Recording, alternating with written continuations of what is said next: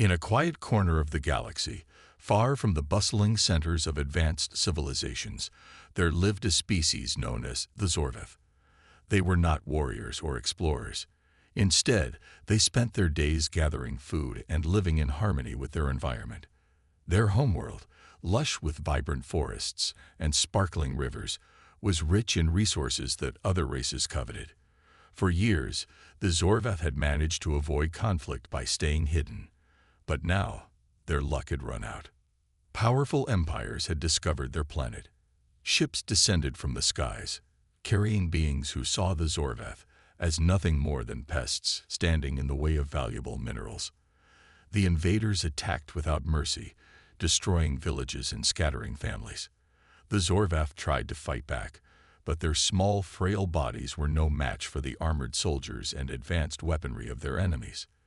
Desperation filled their hearts as they realized they were on the verge of extinction. Kale, the leader of the Zorvath, knew they needed help. He gathered his people in a secret underground chamber where they discussed their options. "We cannot survive this alone," Kale said, his voice trembling but determined. "We must reach out to others. There has to be someone in the galaxy who will listen to our plea." His advisor, Lyra, nodded in agreement. She suggested sending a distress signal into deep space, hoping it would be picked up by a kinder race. The Zorvath used what little technology they had to broadcast their message. It traveled across light years, passing through star systems and asteroid fields. Days turned into weeks, and just as hope began to fade, the signal reached Earth. On a cold night in New Mexico, a team of human scientists monitoring the stars detected the transmission. The message was simple: "Help us. We are dying." Captain Ryan Hayes, a seasoned military officer, was brought in to assess the situation. He listened to the recording with a mix of curiosity and concern. "This is unprecedented," he said to Dr. Laura Bennett, the lead scientist on the project. "If we respond, we could be inviting trouble. But if we don't, an entire species might vanish forever." Laura, a compassionate woman with a sharp mind, argued in favor of helping. "These creatures are intelligent. Look at how they managed to send this message despite their circumstances. Imagine what we could learn from them, and what we could teach them." After much debate, the decision was made. Humanity would answer the call. A reply was sent, inviting the Zorvath to Earth. Weeks later, a battered alien ship appeared in orbit around the planet. The humans watched anxiously as the vessel slowly descended. When the doors opened, the Zorvath stepped out for the first time. They were tall and thin, with translucent skin that shimmered faintly under the sun. Their large, expressive eyes scanned their surroundings with a mix of fear and wonder. Ryan and Laura approached cautiously, offering gestures of peace. Kale stepped forward, speaking in halting but understandable English. "Thank you for hearing us," he said. "We have nowhere else to turn." Laura smiled warmly, trying to ease his anxiety. "You're safe here," she assured him. "We'll do everything we can to help." As the two groups began talking, it became clear that the Zorvath were far smarter than they appeared. Despite their physical weakness, their minds were sharp, and their knowledge of biology and chemistry intrigued the human scientists. Ryan, however, remained cautious. Helping the Zorvath meant taking a risk, one that could attract dangerous attention from other galactic powers. But as he looked at the hopeful faces of Kale and his people, he couldn't ignore the possibility of something extraordinary, a partnership that could change the fate of both species. Little did they know, this meeting would set off a chain of events that would reshape the galaxy. The arrival of the Zorvath on Earth was met with a mix of awe and skepticism. News of their presence spread quickly, sparking debates among world leaders, scientists, and ordinary citizens. Some saw the aliens as an opportunity to learn and grow, while others viewed them as a potential threat. Despite the divided opinions, Captain Ryan Hayes and Dr. Laura Bennett pushed forward with plans to help the Zorvath. They believed that humanity had a responsibility to assist those in need, even if it came with risks. Kale and his advisor, Lyra, were invited to a meeting at a secure facility in Washington, D.C., The room was filled with military officers, government officials, and scientists. Kale stood nervously at the center, his tall, fragile frame making him seem out of place among the confident humans. He explained the plight of his people, the relentless attacks by stronger species, and their desperate struggle to survive. His words were calm but carried a deep sense of urgency. "We are not warriors," he admitted, "but we wish to become strong enough to protect ourselves." Laura listened intently, her mind racing with ideas. She proposed a bold plan to train the Zorvath in human combat techniques and technology. It was an ambitious idea, one that raised eyebrows around the table. "They may not look like fighters," she said, addressing the skeptical faces, "but their intelligence is undeniable. With the right guidance, they could adapt and thrive." Ryan, though cautious, agreed to support the plan. He knew it would take time and effort, but he also recognized the potential benefits of such an alliance. A remote military base in Texas, called Fort Griffin, was chosen as the training ground. The Zorvath were transported there under heavy security, their every move monitored to ensure safety. The base was vast, with open fields, obstacle courses, and advanced simulation rooms. For the first time, the Zorvath saw how humans prepared for battle. They watched soldiers march in formation, practice hand-to-hand combat, and operate complex machinery. To them, it was both fascinating and intimidating.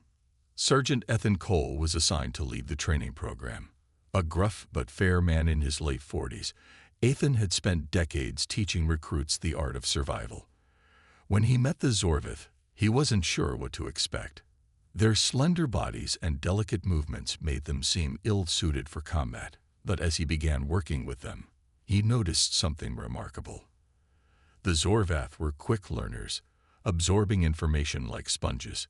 They asked questions, analyzed strategies, and came up with creative solutions to problems. One of the Zorvath trainees, a young male named Vren, caught Ethan's attention. Unlike some of his peers, who hesitated during physical exercises, Vren threw himself into the tasks with determination. He stumbled often, his thin limbs struggling to keep up, but he never gave up. Ethan found himself drawn to the alien spirit. It reminded him of his own son, who had once dreamed of joining the military before tragedy cut his life short. Helping Vren felt like a way to honor that memory. Meanwhile, Laura worked closely with Lyra to develop tools that could bridge the gap between the two species. Together, they designed lightweight weapons and protective gear tailored to the Zorvath's unique physiology. Lyra shared insights about her people's biology, explaining how their bodies processed energy and responded to stress. Laura marveled at the Zorvath's natural abilities, realizing they had strengths humans lacked. "If we combine our knowledge," Laura told Lyra, "we might create something truly extraordinary." As days turned into weeks, the bond between humans and Zorvath grew stronger.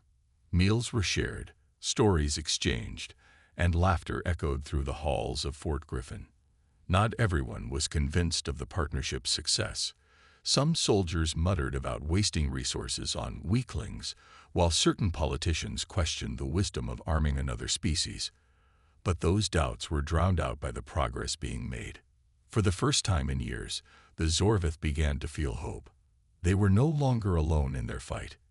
Humanity had opened its doors, offering not just shelter but a chance to rise above their limitations. And as they trained side by side, both groups started to realize that strength wasn't just about muscles or weapons. It was about unity, courage, and the will to stand together against the unknown. Training at Fort Griffin began in earnest, and it was clear from the start that this would be unlike anything the Zorvath had ever experienced. The humans designed a program to test not just their physical abilities, but also their mental resilience. Sergeant Ethan Cole led the sessions with a firm yet patient hand. He knew the Zorvath weren't natural fighters, but he believed their intelligence could compensate for their lack of strength. "You don't have to be the strongest to win," he told them during their first lesson. "You just have to be smarter." The mornings started with basic exercises. Push-ups, running drills, and balance practice were introduced to build endurance. At first, The Zorvath struggled. Their thin limbs trembled under the strain, and many collapsed after only a few minutes. Vren, however, refused to quit. Even when his body ached and sweat dripped from his shimmering skin, he kept going. Ethan noticed this and often stayed behind to offer extra guidance. "You've got heart, kid," he said one day, clapping Vren on the shoulder. "That's something no one can take away from you." In the afternoons, the focus shifted to combat techniques. The Zorvath learned how to hold weapons, aim, and fire. Human rifles were too heavy for them. So Laura and Lyra worked tirelessly to create lighter versions powered by Zorvath energy cells. These hybrid weapons allowed the aliens to participate without exhausting themselves. During target practice, the Zorvath showed surprising accuracy. Their keen eyesight gave them an edge, and they quickly adapted to the new tools. But the real breakthrough came when the Zorvath began applying their creativity to the lessons. In one exercise, Ethan set up an obstacle course filled with mock enemies. The goal was to reach the end without getting hit. Most human recruits relied on speed and brute force, charging through the course as fast as possible. The Zorvath, however, took a different approach. They studied the layout carefully, communicating silently with subtle gestures. When the signal was given, they moved as a team, using distractions and clever maneuvers to outwit the simulated foes. Ethan watched in amazement as they completed the task faster than any human group. Laura and Lyra continued their work on advanced technology, driven by the progress they saw every day. One evening, while reviewing data in her lab, Laura turned to Lyra with excitement. "What if we could enhance their reflexes?" she asked. "Not surgically, but through wearable tech, something that amplifies their natural abilities." Lyra nodded thoughtfully. "It's risky, but worth trying," she replied. Together, they sketched designs for lightweight exosuits that would boost the Zorvath's speed and agility without overwhelming their bodies. As the weeks went on, friendships deepened between the two groups. Meals became a time for sharing stories and laughter. Ethan grew fond of Vren, seeing him as a reminder of his son's determination. Vren, in turn, admired Ethan's wisdom and patience. Laura and Lyra spent hours discussing science and philosophy, finding common ground despite their differences.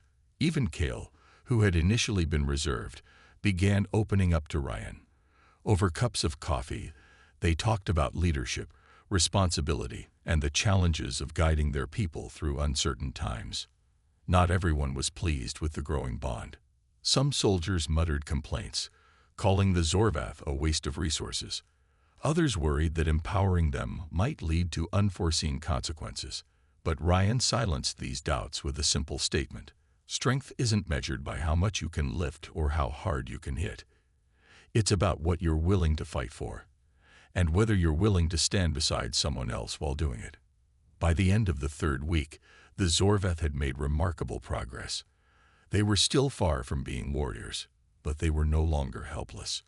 Their confidence grew with each small victory, and their gratitude toward the humans was evident in everything they did.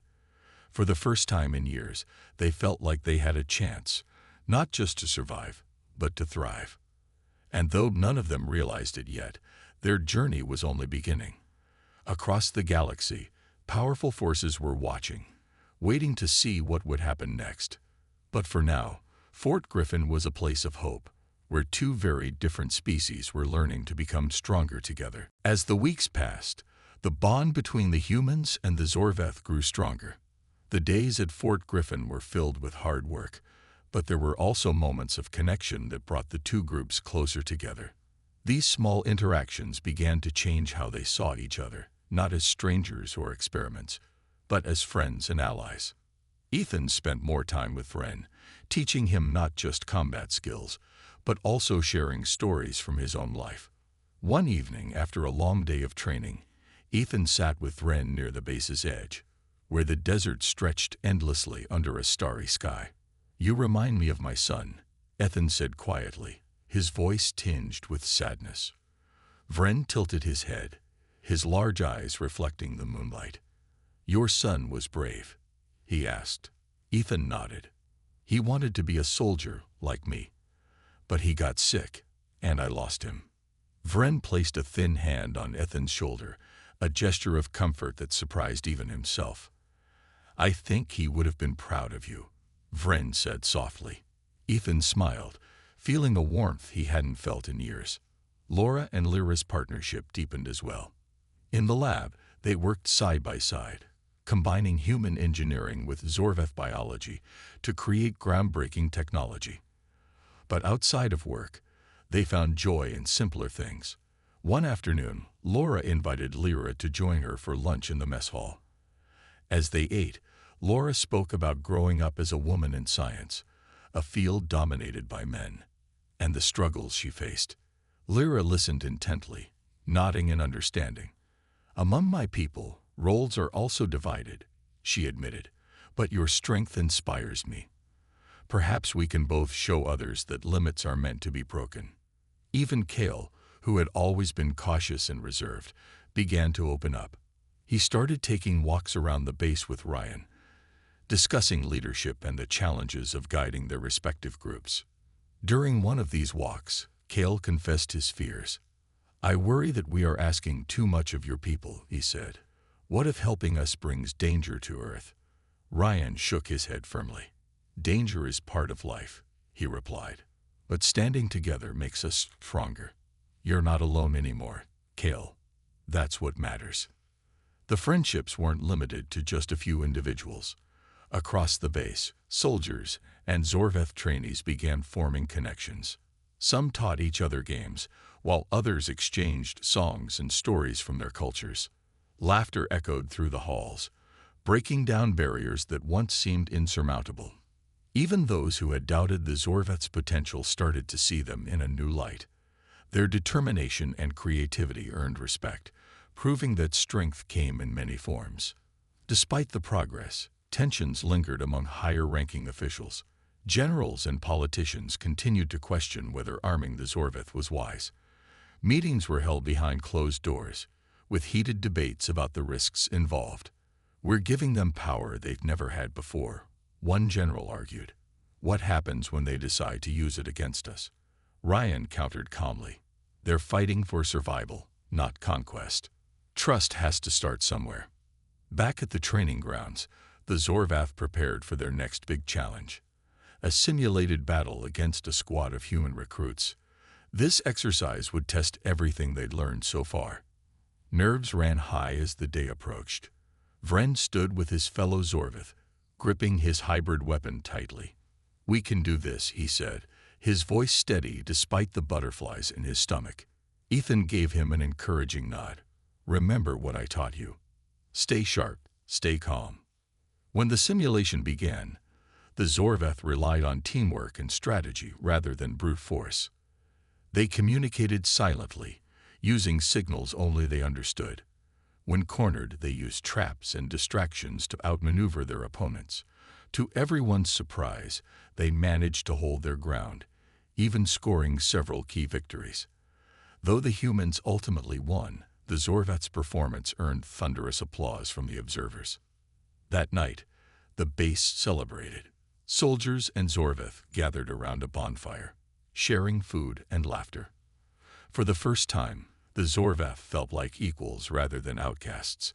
They had proven to themselves, and to humanity, that they were capable of more than anyone had imagined.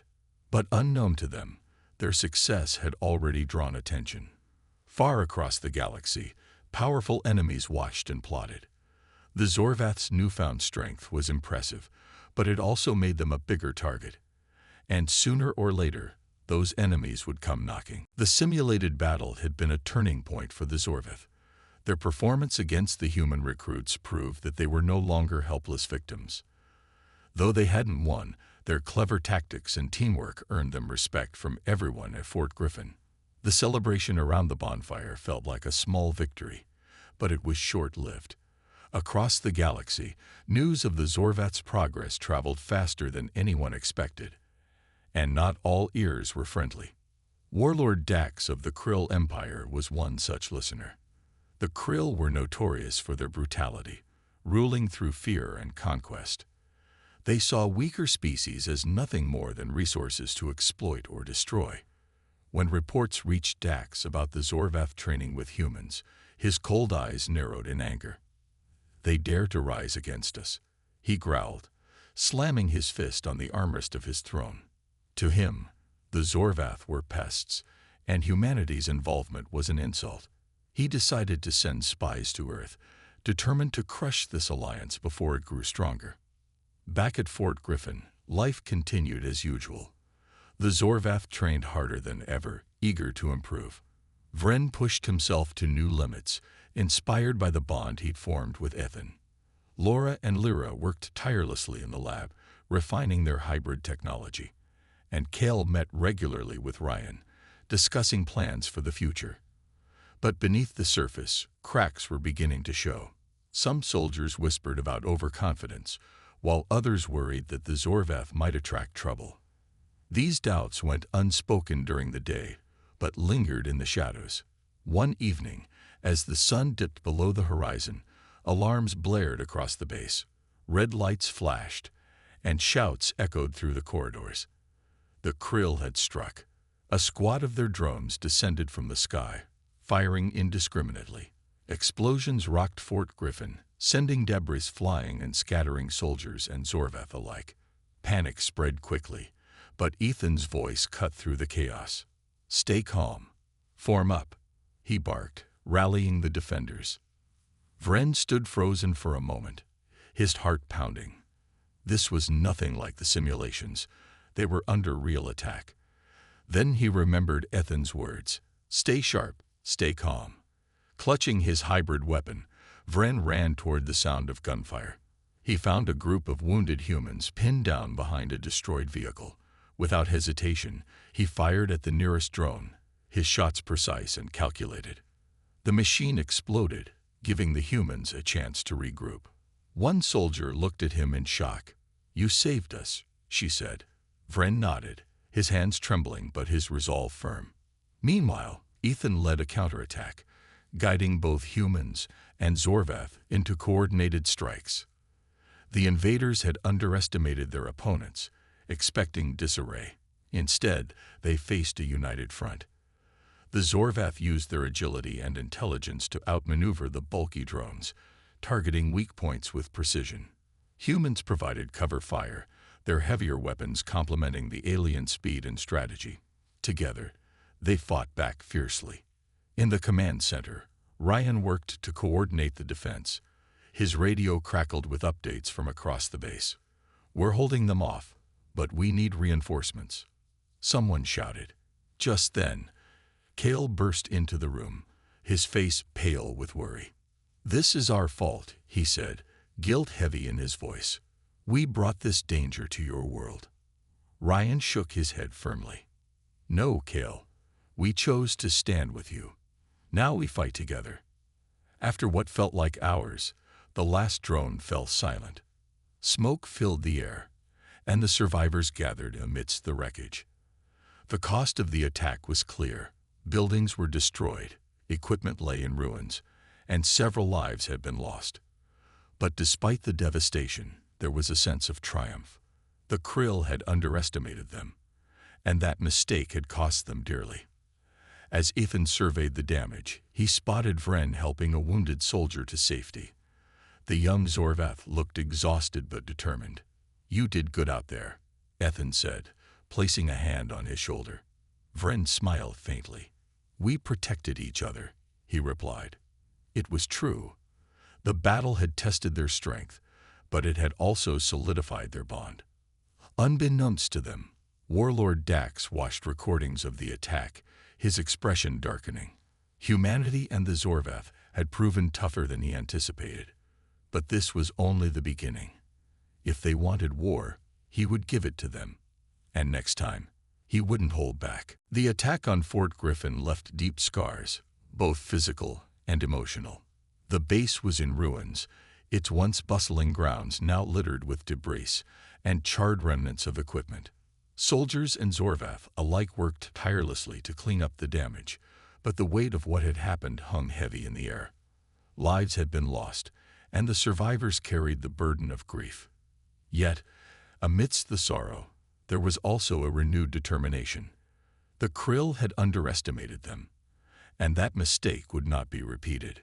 Kale stood in the middle of the wreckage, his translucent skin shimmering faintly under the harsh sunlight. He clenched his fists as guilt gnawed at him. "This is my fault," he muttered to Ryan, who stood nearby overseeing the cleanup efforts. "If we hadn't come here, your people wouldn't have suffered." Ryan placed a hand on Cal's shoulder, his expression firm but kind. "You didn't bring this war to us, Cal. The Krill did. They're the ones who attacked without cause.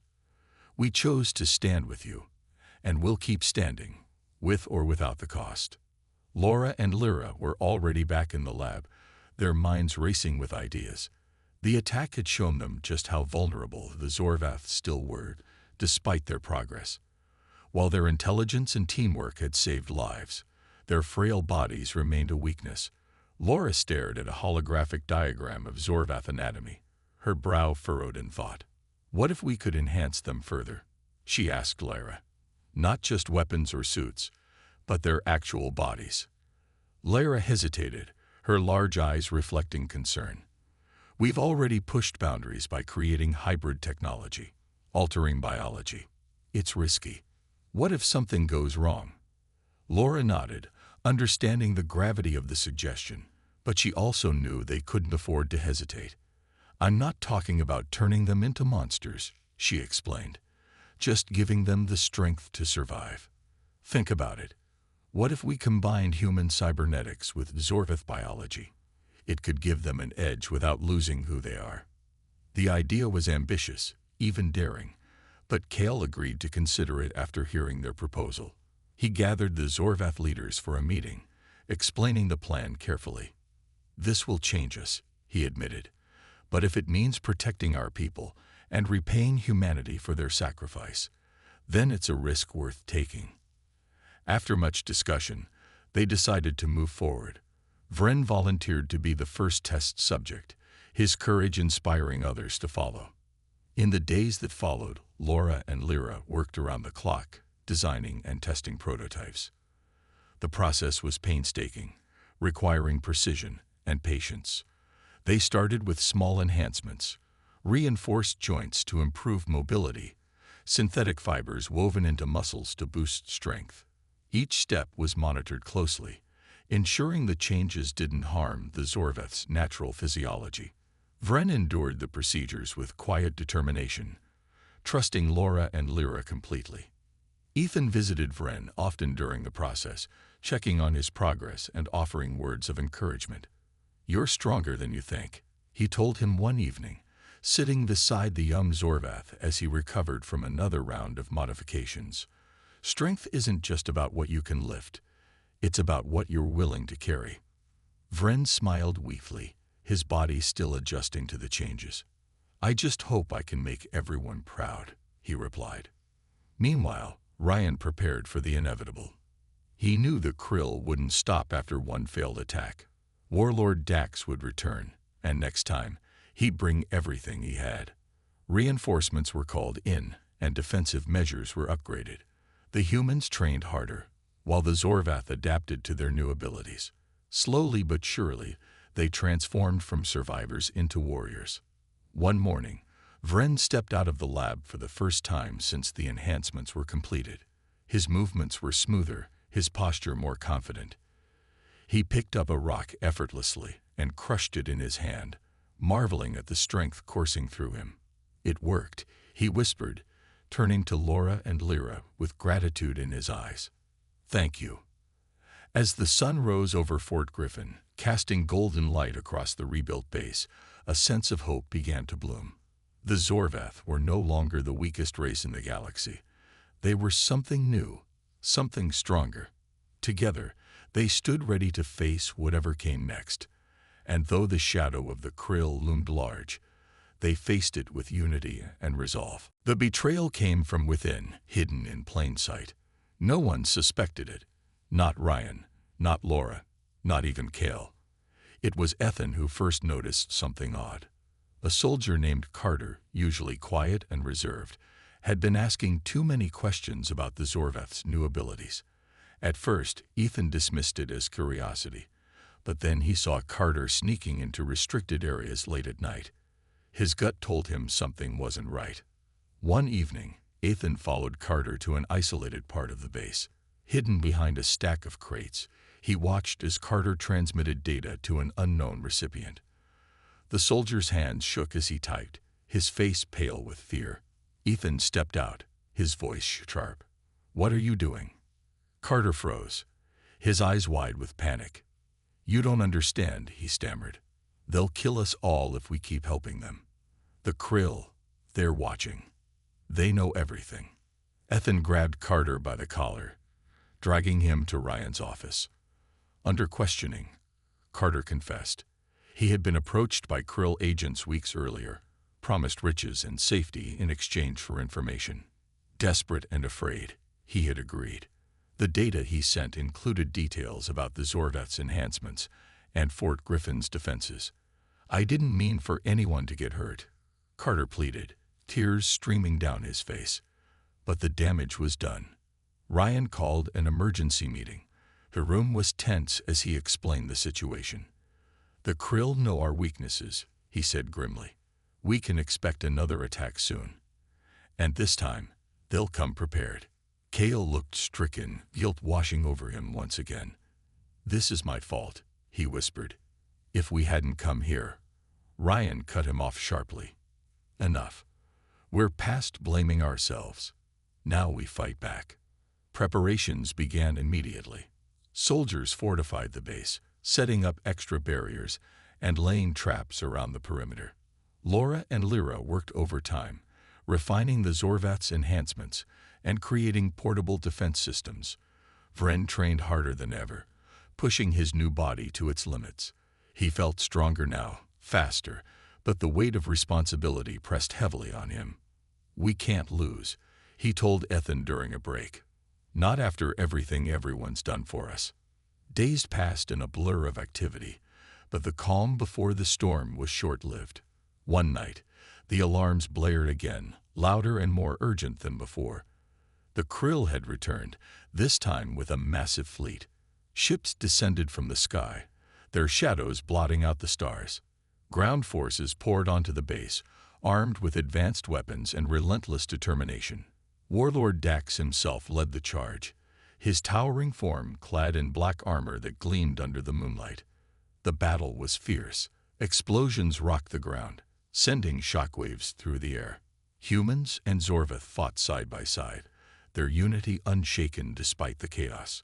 Vren moved like lightning, his enhanced speed allowing him to dodge attacks and strike with precision. He saved several soldiers, pulling them out of harm's way when the enemy closed in. Ethan watched with pride, shouting orders while firing his rifle. "Keep moving. Don't let them pin you down." Laura and Lyra stayed in the command center, coordinating efforts and deploying drones equipped with EMP technology. The devices disrupted the Krill's weapons temporarily, giving the defenders a crucial advantage. But the invaders were relentless, their numbers overwhelming. Slowly, the tide began to turn against Fort Griffin. Then, something unexpected happened. Cale stepped forward, his voice ringing out across the battlefield.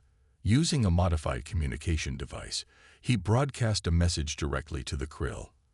"We are no longer weak," he declared, his tone steady and defiant.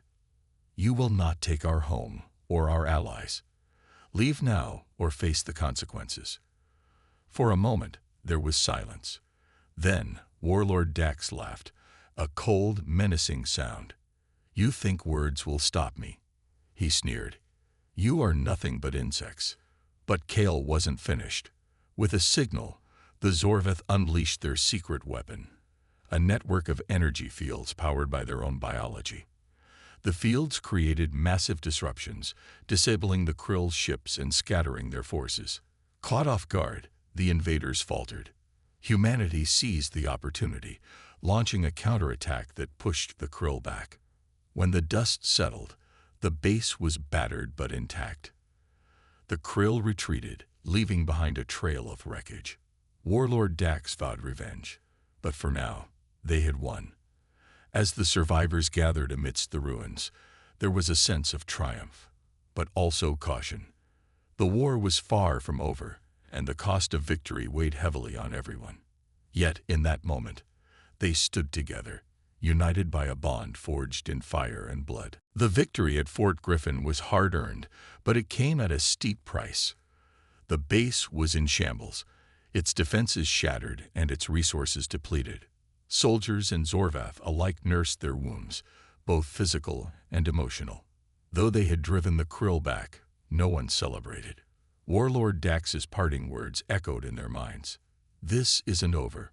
Everyone knew the Krill would return, stronger and angrier than before. Kale stood on the edge of the battlefield, staring at the horizon. His heart ached with guilt and determination. "We held them off," he said to Ryan, who joined him after checking on the injured. "But we can't keep fighting like this. Every battle weakens us further." Ryan nodded, his expression grim. "We need to change the game," he replied. "If we stay defensive, we'll lose. We have to take the fight to them." Laura and Lyra were already thinking along the same lines. In the lab, they pored over data from the recent battle, analyzing what had worked and what hadn't. "Their ships are their strength," Laura said, pointing to a holographic projection of the Krill fleet. "If we can cripple their ability to move freely, we cut off their advantage." Lyra's eyes lit up with an idea. "What if we use our energy fields, not just to disrupt, but to trap them? Create a barrier they can't escape."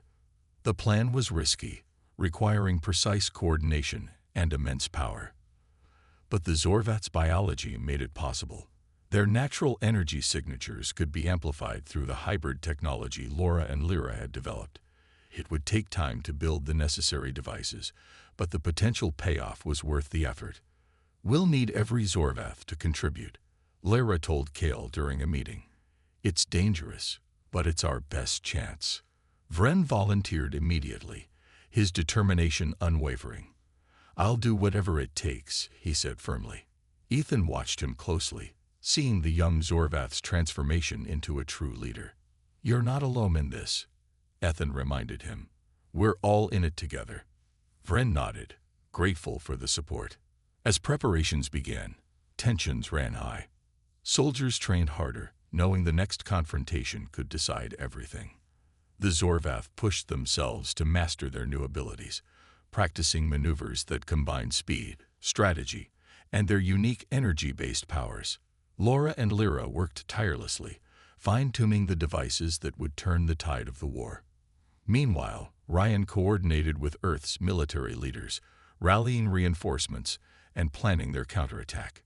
Days turned into weeks, and the atmosphere grew heavier with anticipation. Then, one night, sensors detected movement near the edge of the solar system. A massive Krill fleet was approaching, larger than anything they had faced before. Warlord Dax had kept his promise, bringing everything he had to crush humanity and the Zorvath once and for all. Ryan called an emergency assembly. "This is it," he said, addressing the gathered soldiers and Zorvath. "They think we're weak, divided. Let's prove them wrong." Kale stepped forward, his voice steady. "Today, we fight not just for survival, but for freedom, for all of us." Cheers erupted, a mix of defiance and hope. The battle began in space, where human ships engaged the Krill fleet. Pilots from both species flew side by side, their movements synchronized as they dodged enemy fire and launched counterattacks. On the ground, Ethan led a mixed force of humans and Zorvath, using traps and ambushes to thin the invaders' ranks. Vren moved like a shadow, striking swiftly and vanishing before the enemy could react. But the real test came when the energy field devices were activated. Positioning themselves strategically, the Zorvath channeled their power into the machines, creating a massive barrier that trapped a significant portion of the Krill fleet. Ships collided with the invisible walls, unable to break free. Chaos erupted among the invaders as their formations crumbled. Warlord Dax roared in fury, charging toward the source of the disruption. Vren intercepted him, his enhanced strength allowing him to hold his ground against the towering warlord. The two clashed fiercely, each blow reverberating like thunder. Exhausted but resolute, Vren fought not just for himself, but for everyone who had stood by him. With a final surge of energy, he struck Dax down, ending the tyrant's reign. As the remaining Krill forces retreated, a cheer rose from the defenders. They had won, but the cost was etched into every face. The galaxy now knew that the Zorvith were no longer weak.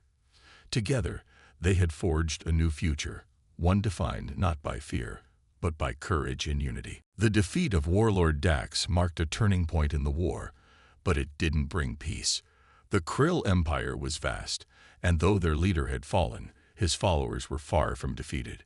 News of the battle spread quickly across the galaxy, reaching corners both friendly and hostile. Some species saw the Zorveth's victory as an inspiration, a sign that even the weakest could rise up. Others viewed it as a threat, fearing what humanity and the Zorvath might achieve together. Back on Earth, Fort Griffin became a symbol of resilience. Soldiers in Zorvath worked tirelessly to rebuild the base, their unity stronger than ever. Vren, now regarded as a hero, moved through the camp with quiet confidence. His victory over Dax had proven not just his strength, but the power of teamwork. Ethan often found himself watching the young Zorvith, pride swelling in his chest. "You've come a long way," he said one evening as they shared a meal. Vren smiled faintly.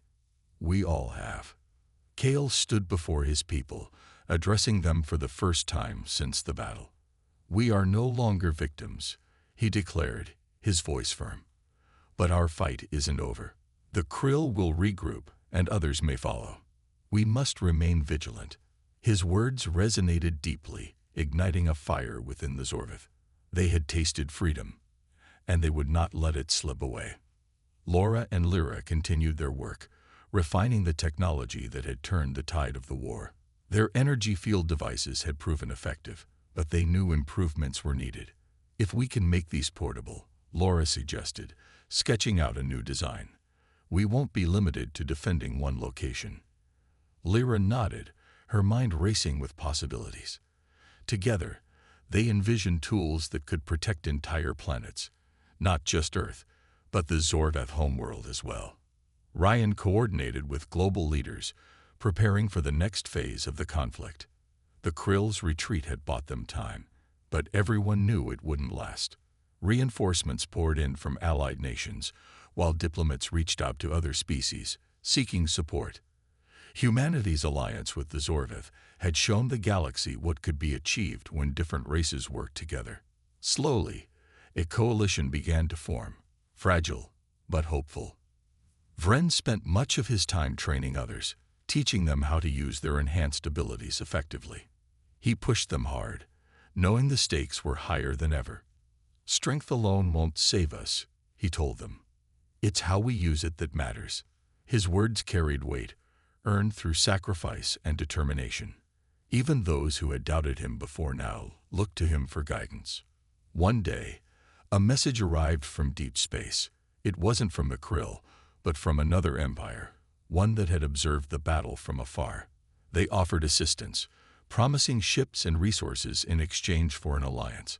Ryan and Kale met to discuss the proposal, weighing the risks and benefits. "This could be exactly what we need," Ryan said cautiously, "but we can't trust blindly." Kale agreed, his instincts telling him to proceed carefully. "Let's see if their actions match their words," he replied. As weeks passed, the coalition grew stronger. Ships from various species joined Earth's fleet, their crews eager to fight alongside the humans and Zorvith. Training exercises brought everyone closer, forging bonds that transcended language and culture. For the first time, the galaxy felt like a place where cooperation might outweigh conquest. But the shadow of the Krill lingered. Reports came in of scattered attacks on distant colonies, attempts to rally support for a renewed assault. Warlord Dax's death had weakened the Empire, but it hadn't destroyed it. The Krill still posed a threat, one that couldn't be ignored. In the end, it wasn't hatred or vengeance that drove the humans and Zorvith forward. It was hope. Hope for a future where no one had to live in fear. Hope for a galaxy where differences weren't barriers, but bridges. And as they prepared for whatever challenges lay ahead, they did so with courage, knowing they were stronger together than they had ever been apart. The war against the Krill was far from over, but the tide had shifted. Humanity and the Zorveth had proven themselves capable of standing toe-to-toe with one of the galaxy's most feared empires. The coalition they had built grew stronger each day, drawing in allies who once stood on the sidelines. Ships from distant stars joined their fleet, their crews united by a shared goal: to end the Krill's reign of terror. Kale addressed his people one final time before the next phase of the campaign.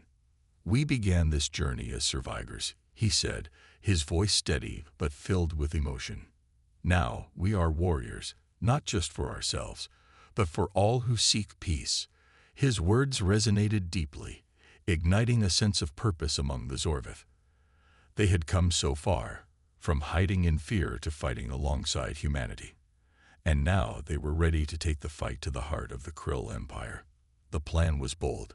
Using the advanced energy field technology developed by Laura and Lyra, the coalition would launch a coordinated assault on the Krill's central stronghold. It was a risky move, but one they believed could end the war once and for all. Ryan led the strategy meetings, ensuring every detail was accounted for. "This isn't just about us anymore," he reminded everyone. "It's about showing the galaxy that no one has to live in fear." Vren stood at the forefront of the mission, his role clear. As the face of the Zorveth's resilience, he inspired not only his own kind, but also the humans and other species who fought beside them. Ethan often found himself watching Vren with quiet admiration. "You've changed everything," he said one evening as they prepared for departure. Vren shook his head. "Not me. All of us. Together." When the day came, the fleet set out, a dazzling array of ships representing countless worlds. The journey was tense, every moment filled with anticipation. Scouts reported increased Krill activity near their destination, confirming that the enemy was aware of their approach. But instead of fear, there was resolve. The coalition was ready. The battle that followed was fierce, a clash of titans across the stars. Human pilots flew alongside Zorveth, their maneuvers precise and coordinated. Ground forces stormed the Krill fortress, facing waves of enemies with unyielding determination. Vren led a team into the heart of the stronghold, targeting the Empire's command center. Every step was a struggle, but they pressed on, driven by the knowledge that failure wasn't an option. In the final moments, Vren confronted the last remnants of the Krill leadership, a group of generals determined to continue the fight. With Ethan and a squad of soldiers backing him, Vren delivered a message that echoed through the halls. "Your time is over," he declared, his voice unwavering. "The galaxy belongs to everyone, not just the strong." The generals hesitated, then surrendered, realizing the futility of further resistance. As the dust settled, the coalition celebrated their hard-won victory. The Krill Empire was no more, its power dismantled, and its resources redistributed to rebuild what had been destroyed. For the first time in generations, peace seemed possible. Back on Earth, Fort Griffin became a monument to unity. Soldiers and Zorveth gathered to honor those who had fallen, their sacrifices never forgotten. Kale thanked humanity for their help, vowing to remain allies forever. "You gave us hope when we had none," he said. "Now let's build a future where no one has to stand alone." Ryan looked out over the crowd, pride swelling in his chest. The war had tested them all, but it had also brought them closer. Strength, he realized, wasn't about dominance. It was about standing together, even when the odds seemed impossible. Vren chose to stay on Earth, continuing to work with Ethan and Laura. He saw it as a way to honor the bond between their species, a reminder that differences didn't have to divide. As the galaxy began to heal, humanity and the Zorveth stood side by side, ready to face whatever challenges lay ahead. Together, they had proven that courage and unity could overcome anything. And in doing so, they had forged a new dawn for the stars.